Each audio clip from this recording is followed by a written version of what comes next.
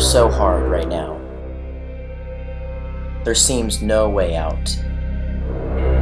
The journey is so difficult. I can end it all now, or find a new way.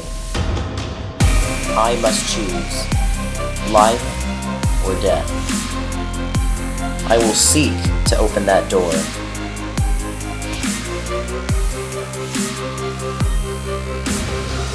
I will keep on going.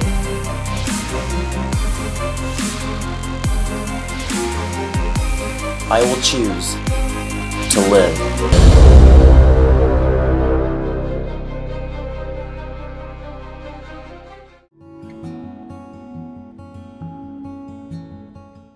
You may be thinking that if you weren't here, the world would be a better place, that no one would miss you. This is a lie. Please don't believe the lie. One of my best friends recently died because of suicide. I got the news 2 days later, and I was shocked. Freshman at Skyview High School who committed suicide. Don't remember the exact date, but it was pretty drastic to hear. I remember having it announced. There was a girl in your class. Yep. Why don't you share a little bit more about her reaction to this situation? Yeah, her reaction was definitely remarkable over everybody else in the school. She broke down several times. It had me really devastated because it could be anybody. Suicide is a desperate attempt to escape unbearable suffering. They don't want to die, they just want the pain to stop. So what would you say to kids that are in crisis today? One of the things I would tell them is they're not worthless, they're priceless. They make a difference in this world. All of us have a part in this world. The truth is, you would be greatly missed. And if you weren't here, you couldn't add value and meaning to this world.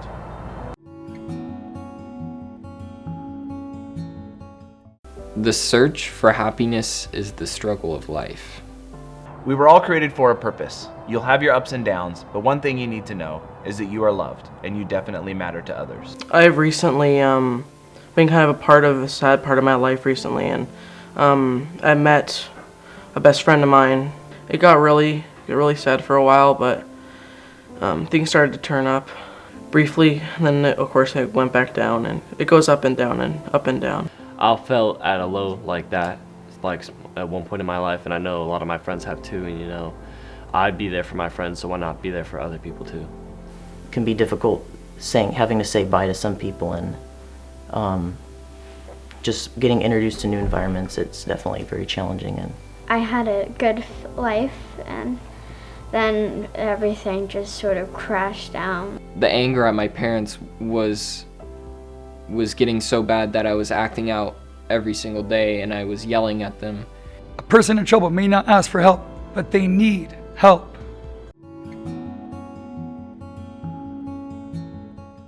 Your problems are real, and the feelings you're feeling about them are valid. But suicide is not a solution to these problems. All it will do is leave more heartache and brokenness in the world. Ultimately, there is a way out. This is so temporary, and by jumping or by cutting or by whatever your method is, it doesn't end the pain, it just passes the pain on. Because even if you think no one cares about you, there is definitely at least a handful of people who would die to see you in that place. Everything has its purpose. It may not always seem like that at the exact time, but it will pay off in the future. You can only get so low that you hit the bottom. And when you hit the bottom, the only place that you can go is up.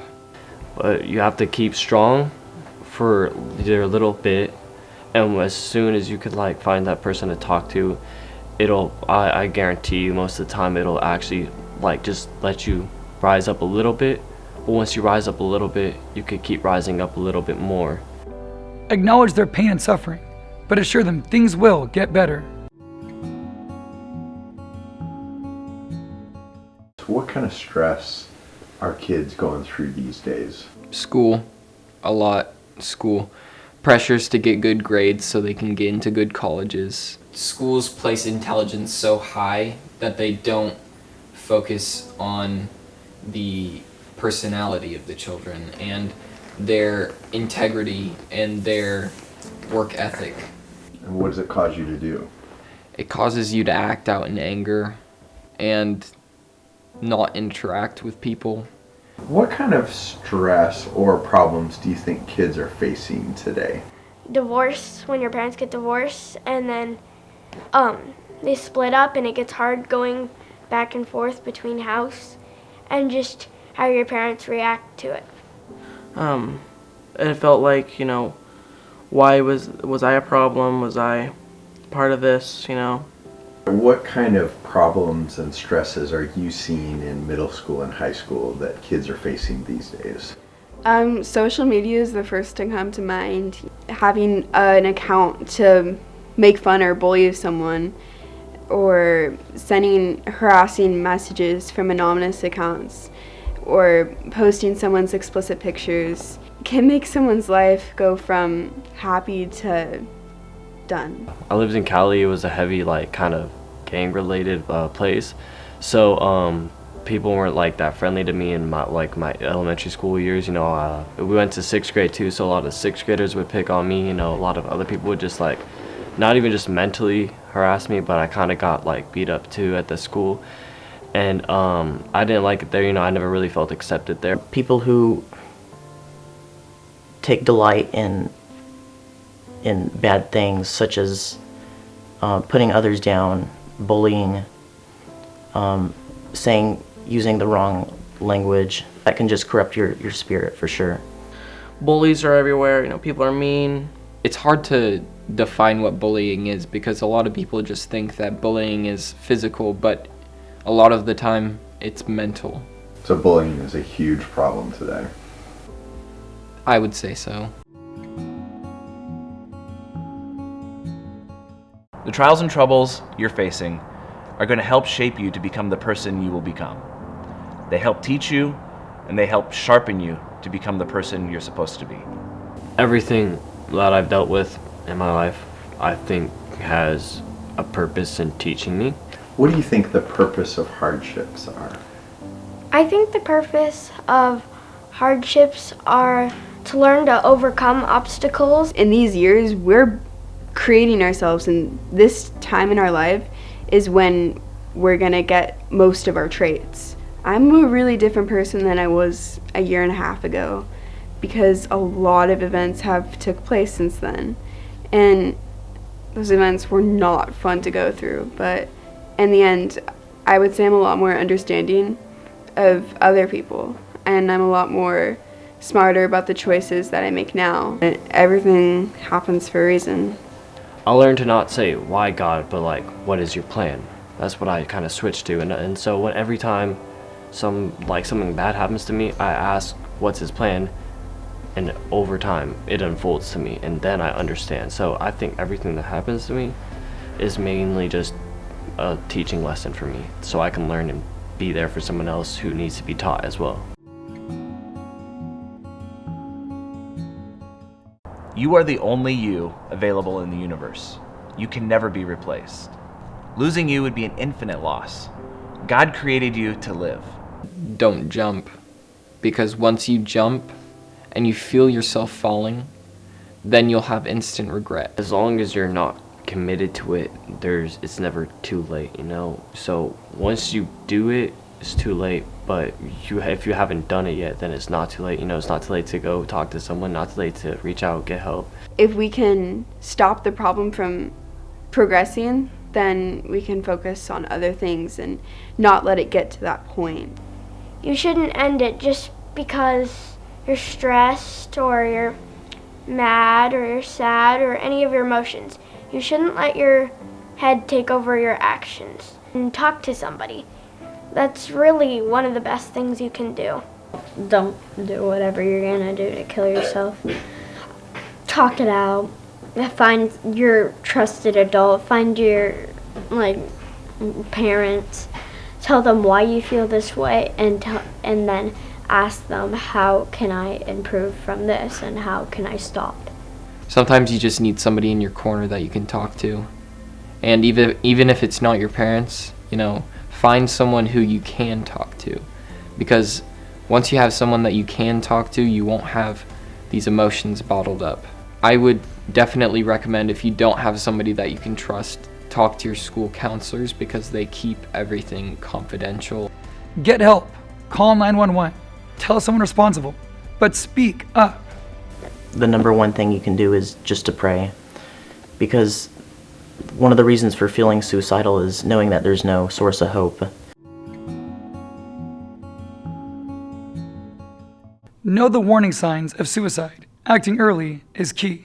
Some of the warning signs of teen suicide include out-of-character behaviors, anger and irritability, unnecessary risk-taking behaviors such as using drugs, alcohol, or sexual promiscuity, sudden drop in grades, changes in eating or sleeping habits, feeling helpless, hopeless, or worthless, sudden isolation, neglect of hygiene or personal appearance, or even a shocking appearance, lack of interest in hobbies or things that they are normally interested in. Red flags may include acquiring lethal means to suicide, saying goodbye. Some more of the obvious statements may include, "I wish I could fall asleep and not wake up," or "I wonder how many people would miss me when I'm gone." Some of the more subtle statements or actions may be calling friends and family to thank them for things they have done, or giving away treasured possessions. They may say things like, "I'm doing well now," and have a sudden peace or resolve, or family and friends might make statements such as, "Wow, they really are doing well, things have really improved." This can be a huge red flag. Take threats and warning signs seriously.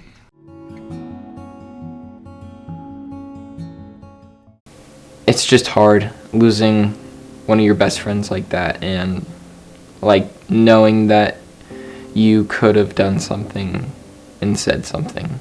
If someone shows signs, ask them if they have a plan to harm themselves. Don't be afraid to ask. This is one of the most helpful things. You had no idea, really, that he No was idea. in such pain. No idea. He was such a normal kid. Show them that you care. Never leave a suicidal person alone. My mom came through and then she saw what I was doing and she yelled at me, and she slapped the knife out of my hand and she held me there. If someone is suicidal, remove any potential lethal means.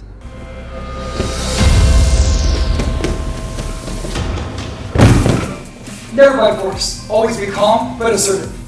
I can talk to them. I could just listen. The best thing you can do is let them vent and let them say what they want to say. And don't interrupt, don't criticize, just let them say, "Hey, I'm having this problem." And you should sit and listen and say, "I'm here for you." Just let out all your needs, and I can help you through those.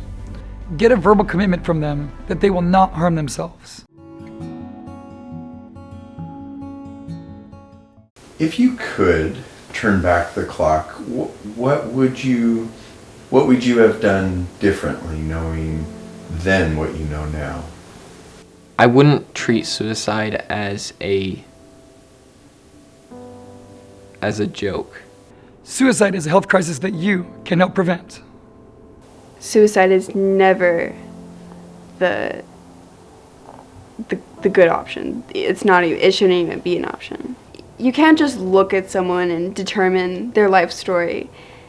We walk down the street every day and we have no idea what somebody has gone through. Braden, there seems to be an unseen enemy working against you and all the teens right now. Tell me about that. I believe that it is the devil. The devil infiltrates from people who, don't have the capability to understand. He's just looking for people to, destroy, to conquer. What Christ can do in my life, and that I could able to pass it on to other people. I can show what Christ can do in your life that he has definitely shown in my life. But once you rise up a little bit, you could keep rising up a little bit more. And then sooner or later, you'll be able to recover. And then you will also be in a place to help more people. And so the chain goes on and you're just a part in God's plan. Of course, God is the main source of hope that you can rely on. you're going to grow up and you're going to do things and you're going to change the world, but without you, we have a missing piece. Being a friend can save a life. For years I wandered and often wondered, are you with me, oh Lord? Hey, are you okay? I'm really concerned about you. I'm really sad. I hate feeling this way. Nothing really matters anymore. I'm here for you. Oh, but you brought me back to life again. You pulled me from the dark I'd fallen in. Be mindful of others. Pay attention to others by showing kindness. The fortress of the Lord is stronger than the power of any threat we face. Thank you for caring enough to make a difference. Being a friend can save a life.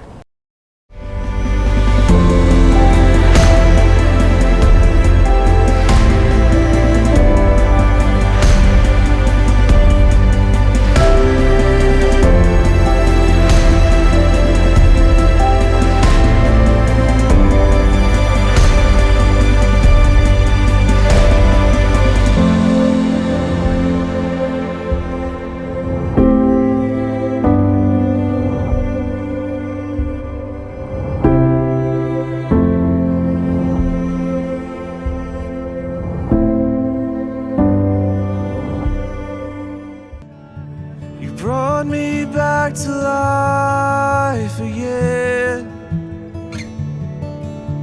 You pulled me from the dark I'd fallen in.